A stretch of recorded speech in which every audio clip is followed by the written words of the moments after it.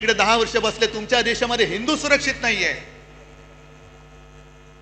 या देशामध्ये हिंदू धर्म विचारून गोळ्या घालणाऱ्या अतिरेक्यांच्या देशाबरोबर तुम्ही क्रिकेट खेळता।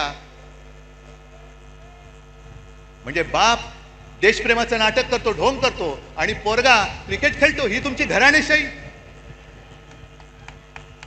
एका बाजूला तुमची नाचलेली कुदलेली सडकी ढोंगी घराणेशाही आणि दुसऱ्या बाजूला आमच्या ठाकरेंची घराण्याची परंपरा, ठाकरेंची घराणेशाही, ज्याचा मला अभिमान आहे। कशाला घराणेशाही बद्दल बोलता? आणि म्हणूनच तुम्ही किती जरी प्रयत्न केले तरी ही तुफान गर्दी, पाऊस पडतोय, आम्ही खुर्च्या बुडाखाली घेऊन बसणारी माणसं नाहीयेत। इकडे तर बघा, खुर्ची असली काय नसली काय, खुर्ची आम्ही घेतो डोक्यावरती।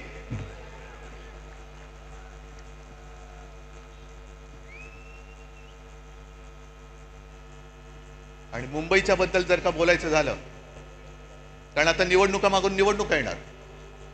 काल परवाकडे जेव्हा मी शेतकऱ्यांच्या दौऱ्यावरती गेलो होतो, पाहणी त्यांच्याशी बोलत होतो, शेतकरी उद्विग्न आहे, रडतोय।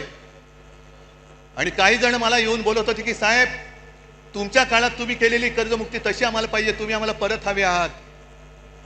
म्हटलं आता दादा, त्याच्यामध्ये जाऊ नकोस, पहिलं तुला संकटातून बाहेर काढावं लागेल।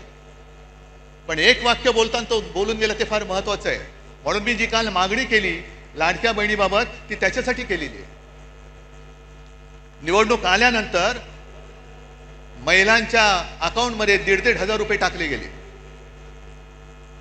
आणि ही गोष्ट काही प्रमाणात आपण मान्य केली पाहिजे की महिला थोड्याशा, नाही म्हटलं तरी जिकडे खायला अन्न नाही तिकडे 1,500 रुपये मिळत असतील आणि घरापुरते 1-2 रात्री मुलाबाळांना काहीतरी खाऊ देऊ शकत असेल, तर महिला थोड्याशा नाही म्हटलं तरी अरे हे बरं चाललंय। पण तो शेतकरी बोलला की साहेब, ही भाजपची औलाद आहे ना, ही आता पगारी मतदार तयार करते, पगारी मतदार। आपल्याला महाराष्ट्राने ठरवायचंय की आपण भाजपचे पगारी मतदार होणार की स्वाभिमानी मतदार व्हायचंय, हे आता तमाम महिलांनी ठरवायचंय। कारण पंतप्रधान तिकडे बसलेत।